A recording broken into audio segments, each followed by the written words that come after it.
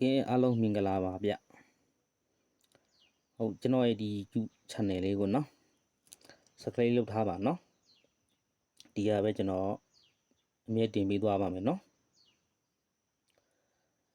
ဟုတ်ဒါလေးကကျွန်တော်မှန်ပါမွေးကနန်းပါနော်ဟုတ်မွေးကနန်းကောင်းပါနော်မွေးကနန်းဆိုရင်လို့ဒီချိန်မှာထိုးသိတဲ့ချိန်ဖြစ်လာလို့နော်အချိန်ကြီးလည်းပါလာပါနော်မွေးကနန်းဆိုမဲ့ဒါကြောင့်ကျွန်တော်ဒီချိန်မှာထိုးသိလို့ပြပေးလိုက်တယ်နော်ဟိုရင်တော့ဖေ့ဘုတ်မှာတင်ဖူးတယ်နော်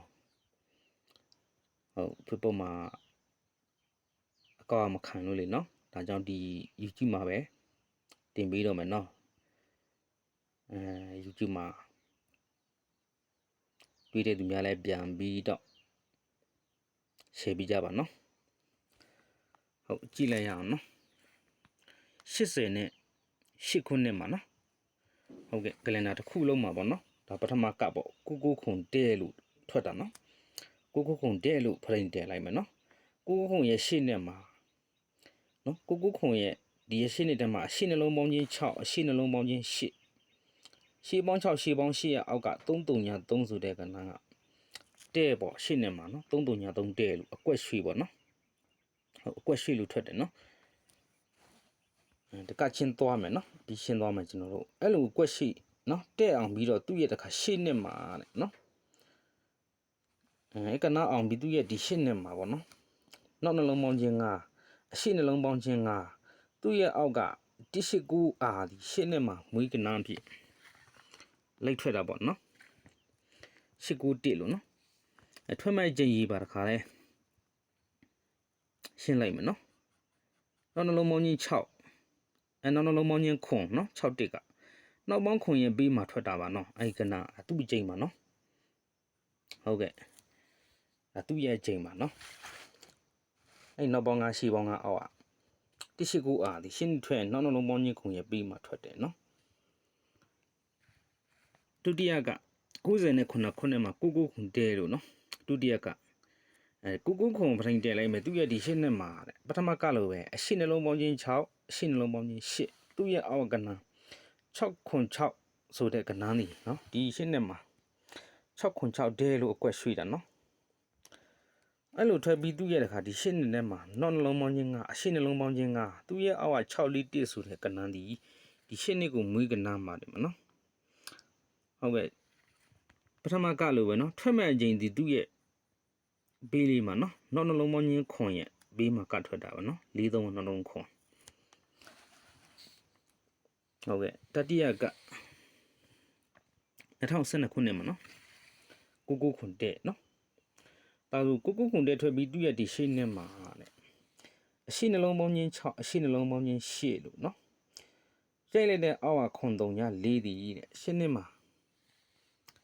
မွေးကနာဖြစ်เนาะတဲ့ပေါ့ဒါတဲ့လိုက်เนาะထွက်ပြီးခဲ့တယ်အဲ့လိုအောင်ပြီးသူ့ရဲ့ဒီရှေ့နှစ်မှာတဲ့နောက်နှလုံးပေါင်းခြင်းကအရှိနှလုံးပေါင်းခြင်းနောက်ပေါင်း9ရှေ့ပေါင်း9ရဲ့အောက်ကငါတစ်9အာဒီလေနော်ဒီရှင်းနှစ်မှာမွေးကနာဖြစ်အဲ့ထွက်ပြီးနော်သူ့ပြနောက်နှလုံးပေါင်းခြင်းခွန်ရဲ့ပြီးမှာပဲနော်နောက်ပေါင်းခွန်ရဲ့ပြီးမှာပဲထွက်တာပါနော်ဟုတ်ဒါဆိုစထုထကပေါ့နော်2020 2020မှာပေါ့နော်99ခွန်တဲ့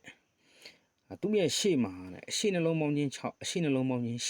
8သူ့ရဲ့အောက်က41ခွန်တဲ့ဒီရှေ့နှစ်မှာမွေးကနန်းမှာเนาะ41ခွန်တာတဲ့ပေါ့နော်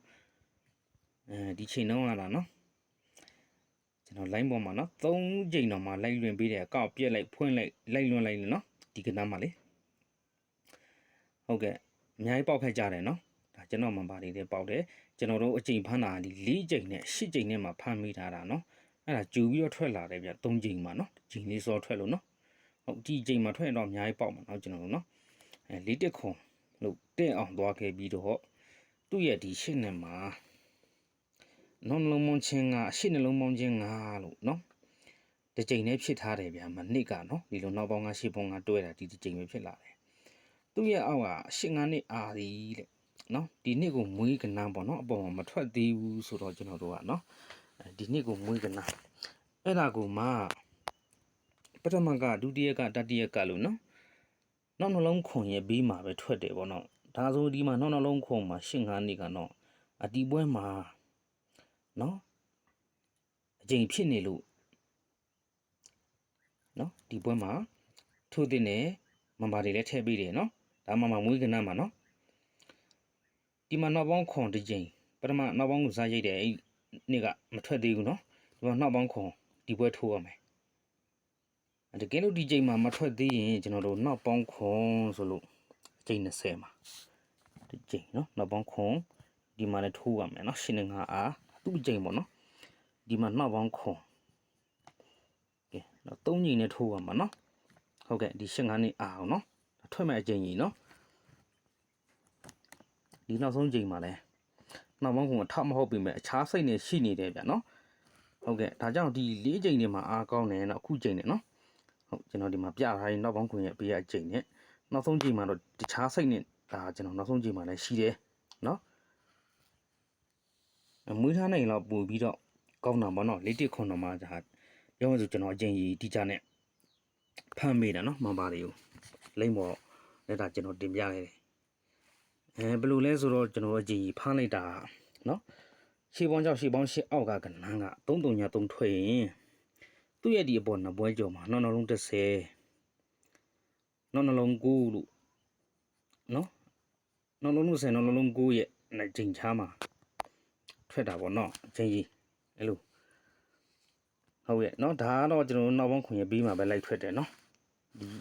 နောက်ပေါင်းကရှေ့ပေါင်းကအောက်ကနန်းအချင်းကြီးဒုတိယကနော်9ခွန်နေရှင်းနေတဲ့နောက်ရှေ့ပေါင်း6ရှေ့ပေါင်း8ရဲ့အောက်6ခွန်6လို့ထွက်ရင်ပထမကလိုပဲသူ့ရဲ့အပေါ်နှစ်ကြိမ်ကြောင့်နောက်နှလုံး30အောက်လေးမှာနောက်နှလုံး9နောက်နှလုံး9နောက်နှလုံး30ရဲ့နှစ်ကြိမ်ကြောင့်မှာထွက်တာပါနော်အဲ့ဒီတေကနန်းကဒါဆိုဒီရှင်းနှစ်ကိုနောက်ပေါင်းကရှေ့ပေါင်း9ရဲ့အောက်က6လေးတစ်ကနောက်နှလုံးခွန်ရဲ့ဘေးမှာပဲထွက်တယ်နော်ဟုတ်ကဲ့တတိယကနော်2012မှာ9ခွန်ရှင်းနှစ်မှာရှေ့ပေါင်း6ရှေ့ပေါင်း8ရဲ့အောက်ကခွန်3ည4လို့နော်တစ်ထွက်တော့မယ်ဆိုရင်ပထမကဒုတိယကလည်းပဲသူ့အပေါ်နိုင်ကြည့်ကြမှာနောက်နှလုံး30ဒီအောက်လေးမှာနောက်နှလုံး9နော်နောက်နှလုံး9နောက်နှလုံး30ရဲ့နှစ်ကြိမ်ချမ်းမှာထွက်တယ်နော်အဲ့တော့ဒုတိယဒီရှင်းနှစ်မှာအဲ့ကနာအောင်ပြီးတော့နောက်ပေါင်း9ရှေ့ပေါင်း9ရဲ့အောက်919အာလီနော်ဒီရှင်းနှစ်မှာထွက်ရင်နောက်နှလုံးခွန်ရဲ့ဘေးမှာပဲထွက်တယ်နော်စတုတ္တက2020မှာ9ခွန်သူရှင်းနှစ်မှာရှေ့ပေါင်း6ရှေ့ပေါင်း8အောက်က4ခွန်တဲ့ဒီရှင်းနှစ်ကိုထွက်ရင်နော်ဒီမှာနှလုံးပေါင်းချင်း30ရိုက်တယ်နှလုံးပေါင်းတော့ဒီမှာ9မရိုက်လို့ဒါပေမဲ့နှလုံးပေါင်းချင်း30နဲ့ပြီးသွားနိုင်တယ်ဆိုပြီးနှစ်ကြိမ်ကြော်မှာဆို4ကြိမ်မှာဒီကြိမ်မှာနော်မပါလေးကိုအော်ဖို့ကျွန်တော်ကြိမ်ဖမ်းပေးတာ4ခွန်ကိုနော်အားစရာမလိုတဲ့ပေါ့နော်3ကြိမ်မှာကျူထွက်တယ်ဂျင်စောထွက်လို့ကျွန်တော်တို့ဒါအထူးအော့မဲ့အကြိမ်ကဒီမှာနှလုံးပေါင်းချင်း30ဒီမှာနှလုံးပေါင်းချင်း9လို့နော်တွဲထားလို့နှစ်ကြိမ်ကြော်ဆိုတော့ဒီ10ကြိမ်မှာနော်ဒီကြိမ်မှာကျွန်တော်ဖမ်းပေးတဲ့4ခွန်အတိကအော်ဖို့ဒီ4ကြိမ်မှာလည်းအော်မယ်နှလုံးပေါင်း30ထောက်ထားလို့ဆိုပြီးနော်3ကြိမ်မှာလာကျူထွက်တဲ့တကြိမ်စောပြီးတော့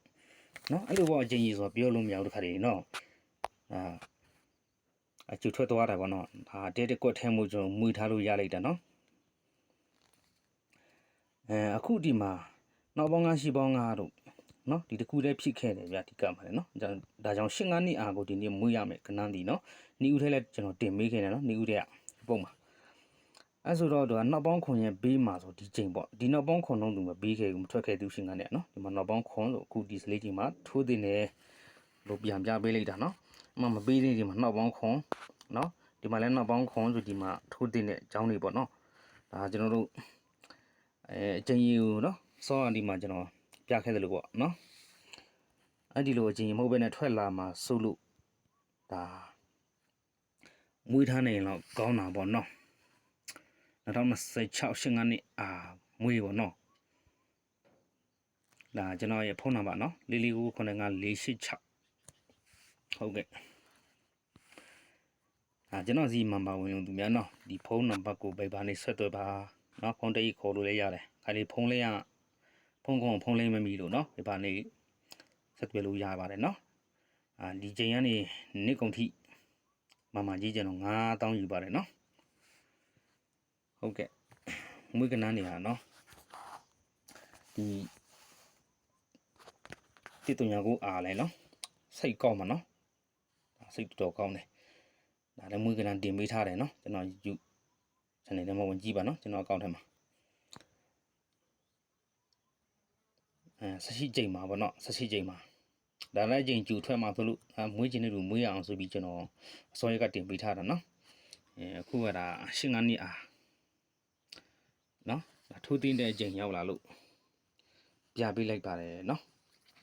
လေတစ်ခွန်လို့နော်ဒါသူပလိန်အဆက်ပဲနော်အောင်မြင်ပါစေအလုံးနော်